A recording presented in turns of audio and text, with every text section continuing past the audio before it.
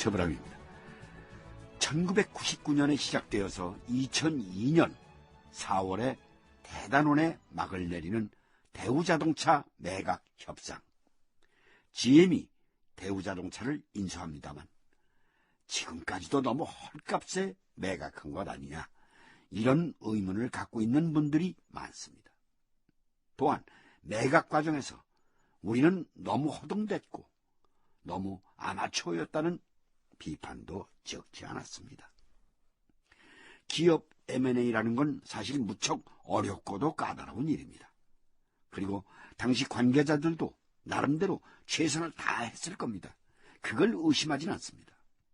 다만 왜 헐값 매각 논란이 있었는지, 협상에 문제가 있었다면 도대체 뭐가 문제였는지, 이제는 그 이야기를 할 때가 된 것 같습니다. 그런데 대우자동차 매각 과정을 이해하기 위해서는 먼저 짚고 넘어가야 할 사건이 있습니다. 바로 대우 해외 채권 협상입니다. 1999년 8월부터 시작된 해외 채권단들과의 협상은 해를 넘겨 2000년 1월까지 지속되고 있었다. 협상 초 해외 채권단은 원금은 물론이고 이자 부분까지도 보장을 요구했다. 그러나 협상을 거듭할수록 그들은 현실을 인정하지 않을 수 없었다. 대우채 문제는 어디까지나 개별 기업의 문제라는 것. 개별 기업의 문제인 만큼 잘못된 여신 행위에 대한 책임은 그들 스스로가 져야 한다는 것. 책임을 지는 과정에서 그들도 돈을 떼일 수 있다는 것 등이었다. 기업 구조조정위원회 오호근 위원장입니다. 오늘 이 자리에서는 해외 채권단 여러분들과 어떤 결론을 내지 않으면 안 된다는 막중한 책임감을 갖고 왔습니다. 채권 평균 회수율, 그러니까 여러분이 갖고 있는 대우채 가운데 우리가 책임을 지고 사줄 수 있는 것을 말하는 건데요. 평균 36.5% 선이 적정하다. 우린 그거 절대 받아들일 수 없습니다. 이거는 최후 통첩입니다. 받아들일 수 없는 건 그쪽 사정이고 우린 더 이상의 양보는 없습니다.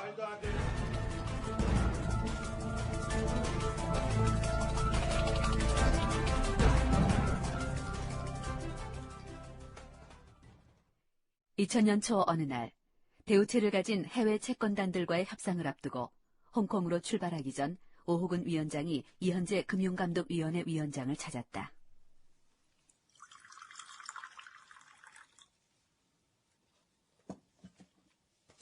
장도에 오르는 형님을 위해 내가 특별히 준비한 홍삼차입니다. 이번엔 결말이 지어지겠죠. 아이고, 이야, 이게 차 맛이 좋습니다.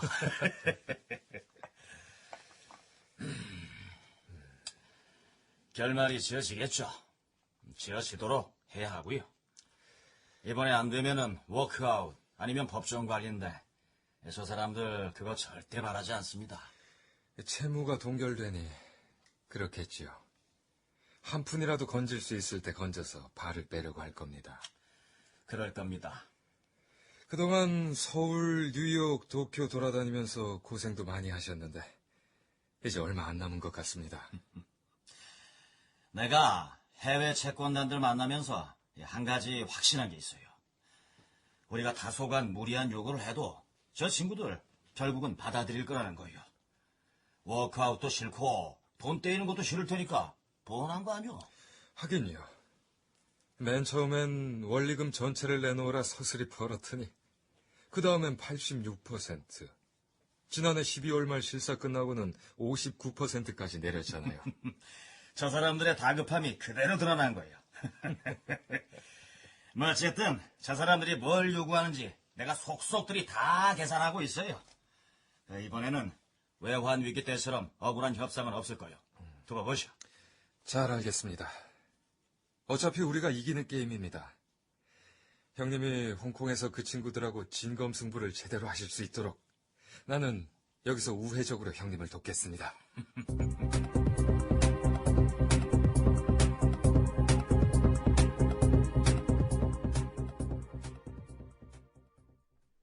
홍콩 채권단 협상을 앞두고 해외 채권단들 역시 대응책을 모색 중이었다. 한국 측이 이번에는 끝까지 버티는 것 좀 보십시오. 자기들이 버티면 우리가 손을 들 수밖에 없다고 판을 잇고 있는 겁니다. 객관적 현실을 놓고 볼 때 한국의 경제 환경도 외환 위기 때와는 달라졌습니다. 그런데 처음에 우리가 원리금 전체를 요구했어요. 경솔했습니다. 아무리 그래도 채권 회수율 36.5%라는 건 너무한 겁니다. 우리가 가진 대우채를 평균 36.5%만 사들이겠다는 건데 그럼 나머지는 떼먹겠다는 거 아닙니까? 그런데 결론부터 말하면 이제 칼자루는 저 사람들이 쥐었습니다. 그래서 어쩌자는 겁니까? 저 사람들이 칼을 휘두르는 대로 우리는 휘둘려야 합니까? 그럴 수는 없습니다. 그럴 수 없으면요. 그렇다고 워크아웃이나 법정 관리를 받아들일 겁니까? 우리 돈이 완전히 묶이는 건데요. 정말 마음 같아서는 협상을 깨버리고 싶습니다만 그럴 수도 없고. 판이 깨지는 건 우리도 그렇지만 저쪽도 원하지 않습니다.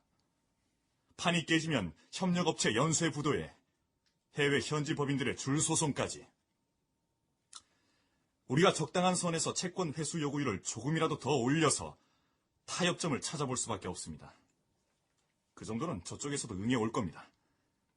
이제는 그게 냉정한 현실입니다.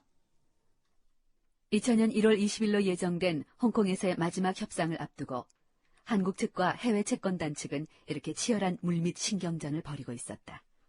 마침내 해외 채권단으로부터 반응이 온다. 1월 13일 그들은 평균 회수 요구율을 59%에서 45%로 낮추겠다는 서한을 보내오게 되는 것이다.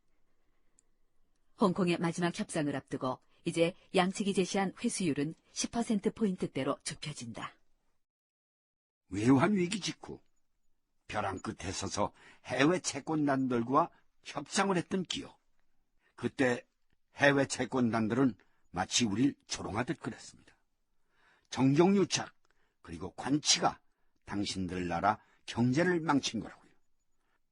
그런데 대우채 문제를 놓고 이 사람들의 입장은 이중적이었습니다. 그들은 대한민국을 믿었기 때문에 대우채를 샀다. 이제 대우가 망했으니 정부가 나서서 보상을 해달라 그랬습니다. 이건 명백한 논리의 모순이었습니다. 원래 투자라는 게 그렇지 않습니까? 잘못된 투자에 대한 책임은 기관이든 개인이든 투자 주체가 지는 겁니다. 외환위기에서 한숨을 돌리게 된 2000년 초 우리의 입장은 그랬습니다. 그나마 조금 나아진 거죠. 대우 해외 채권단과의 협상이 숨막히게 진행되고 있던 2000년 초, 대우 김우중 회장은 유럽의 한 도시에 머물고 있었다.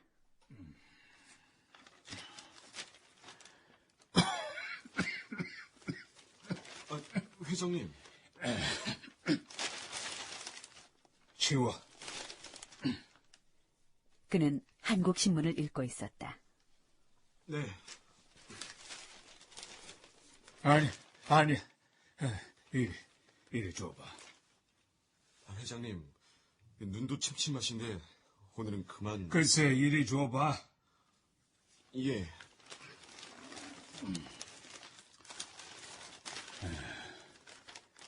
2000년 1월 5일 해외 채권단 운영위에서 대우그룹 채무협상과 관련한 대우그룹 채무협상과 관련한 최종 제안서를 보냈다. 채권단 고위 관계자는 이날 아직까지 해외 채권단 측의 대답이 없는 상태라며 이같이 밝혔다. 이 관계자는 이번 제안서에 대해서도 응답이 없을 경우 운영위와의 협상은 결렬된 것으로 보고 내주부터 계열사 해외 채권단별로 개별 협상에 들어갈 방침이라고. 개별 협상에 들어갈 방침이라고 말했다. 그러니까 뭐야. 한국 쪽에서 아주 강경하게 끝까지 밀어붙이겠다는 얘기구만. 회장님. 자기네들 마음대로 대우를 요리하려고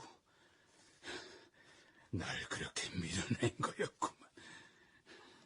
회장님, 약 드실 시간입니다. 치워. 회장님. 글쎄, 안 먹어. 그럼 잠시만 있다가 드리겠습니다. 그러나 이런 건 아무래도 괜찮아. 한국을 떠나올 때 다 각오했던 일이야. 나는 자동차만 있으면 돼. 내가 한국에서 나올 때 분명히 그랬어. 잠시만 나가 있으면 자동차 경영권은 보장해 주겠다고. 자동차면 돼. 대우 김우중 회장과 자동차. 그에게 자동차는 세계 경영의 출발점이자 종착점이었다. 김우중 회장은 보충과의 인터뷰에서 자신이 해외에 나간 이유에 대해서 이렇게 밝힌 바 있다. 김대중 대통령 쪽에서 자동차 관련 6개사의 경영권을 보장해 준다고 분명히 그랬어요. 내가 나가 있으면. 잠시 나가 있으면 대우 부실에 대한 형사상 책임을 면제해주고 후일 대우자동차 경영권을 보장해주겠다고 해서 출국했다는 김우중 회장의 주장. 그러나 이후에 있었던 검찰 조사 과정에서 김우중 회장은 이 말을 부인하게 된다. 진실이 무엇이든 어쨌든 여기서 확인할 수 있는 한 가지는 분명히 있다. 김우중 회장이 적어도 대우자동차의 경영에 대한 의혹은 버리지 않았다는 점이다. 대우의 해외 채권단 협상이 진행되고 있던, 그리고 대우자동차의 매각 협상이 진행되고 있던 2000년 초, 김우중 회장은 그 모든 과정에서 소외된 채 프랑스, 독일 등 유럽의 도시들을 전전하고 있었습니다. 한때 세계는 넓고 할 일은 너무 많았던 김우중 회장.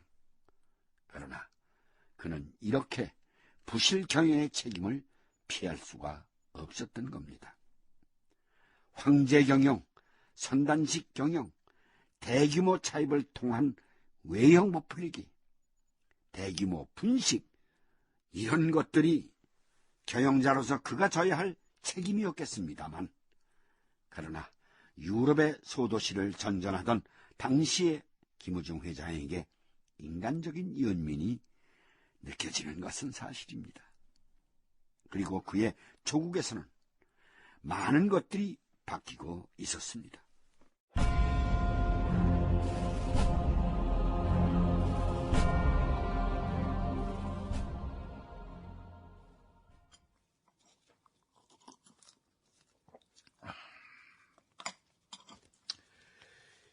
이제 우리 경제도 그럭저럭 안정이 되었고, 앞으로 1, 2년 국민들이 고생을 하면은 IMF도 졸업할 수가 있겠어요. 예, 그렇습니다, 대통령님. 김대중 대통령이 이기호 경제수석으로부터 업무 보고를 받고 있던 2000년 초 어느 날이다. 내가 내 재임 기간 안에 IMF 문제를 해결 못하면은 어떻게 하나. 이 얼마나 노심초사를 했는지. 저 대통령님의 그 마음은 국민이 알고 또 역사가 알 겁니다. 그래요. 그래. 그 호돈 보고 그 마저 해봐요. 예. 먼저 대우 문제입니다만, 대우 해외 채권단들이 대우의 해외 채권 회수율을 45% 선까지 하자, 이런 내용의 서한을 금감원에 보내왔답니다. 우리 쪽에서 36.5%를 제한한 뒤 한동안 꿈쩍도 하지 않더니만. 예. 이대로 더 이상 버텨봐야 실익이 없다고 판단한 것 같습니다. 어찌됐든 잘된 일입니다. 그리고 그 대우 자동차 문제는 GM이 실사다 뭐다 필요 이상 시간을 끌고 있으니까 국민들 여론이 좋지가 않습니다. 만일 이번 해외 채권단 협상 결과가 좋으면 굳이 대우자동차를 불리한 조건에 GM에 넘겨야 하는가 하는 문제는 면밀히 따져볼 필요도 있을 것 같습니다. 대우 해외 채권단과의 협상 결과가 좋으면은 그것이 대우자동차 매각 협상에도 유력에 작용을 할 것이다.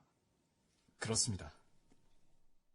대우 해외 채권단 협상의 결과가 좋으면 그것이 대우자동차 매각 협상에도 유리하게 작용할 거라는 판단.